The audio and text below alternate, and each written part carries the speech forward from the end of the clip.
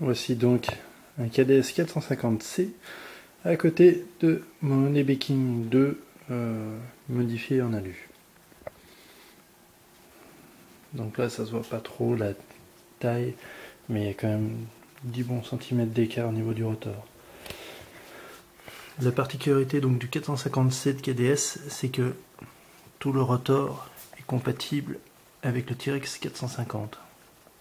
Donc on peut acheter les pièces chez KDS, ça coûte bien moins cher. Pour un ordre d'idée, le rotor alu complet vaut une centaine d'euros. Cette version là donc est toute alu, cadre carbone.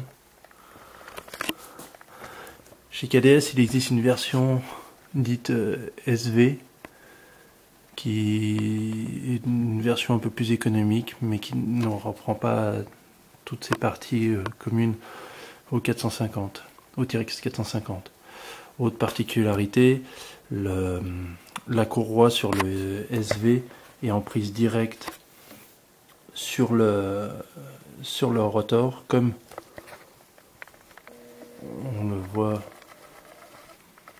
si le caméscope veut bien.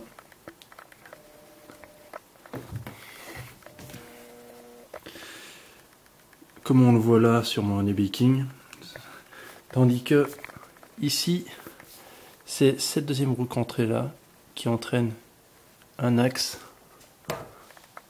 ici qui entraîne donc la roue crantée, ce qui est pas mal parce que ça permet de démonter le rotor sans être emmerdé par la courroie et vice versa. Que dire d'autre?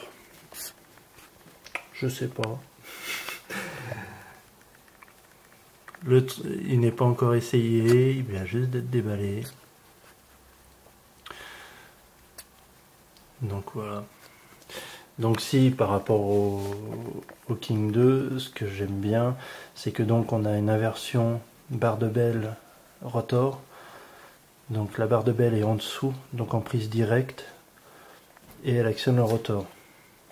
Sur le King 2, comme la barre de belle est au-dessus, la relation avec le swatch plate se passe par cette pièce là qui reste en plastique même sur les versions alu, qui complexifie pas mal je trouve le système et le montage. Et bref, c'est un des points que j'ai jamais trop aimé là-dessus.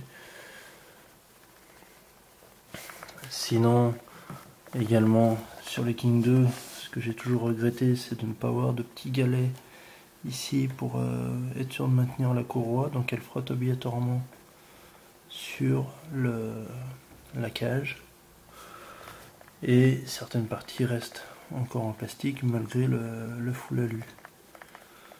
Également justement le bras de la C qui, on le voit bien ici, dépasse allègrement et empêche d'origine de pouvoir fixer, comme c'est le cas là,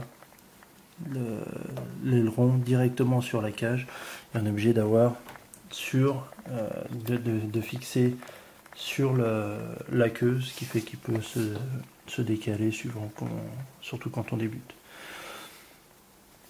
Donc ici on le voit, c'est vraiment tout du alu. Les pales sont non pas en fibre de carbone mais en fibre de verre. Je sais pas si c'est solide ou pas, si ça tiendra les touchettes, j'en sais rien. Donc là on voit le pignon, les cerveaux, bon ben c'est normal, c'est des mini. C'est tout de la marque KDS. Donc là c'est une version dite RTF.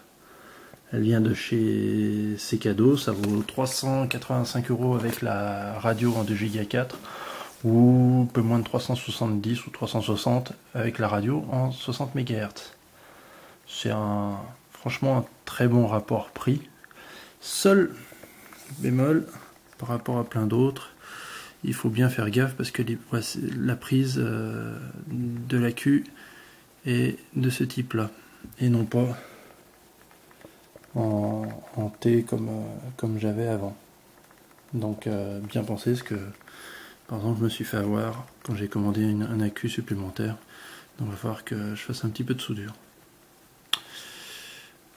Donc voilà. De tout ce que j'ai lu, on peut pas faire réellement de 3D avec parce que le cerveau de queue et le gyro sont pas vraiment à la hauteur. Mais pour tout ce qui est vol normal, ils suffisent largement. Donc voilà, c'était principalement pour montrer les différences entre les deux machines.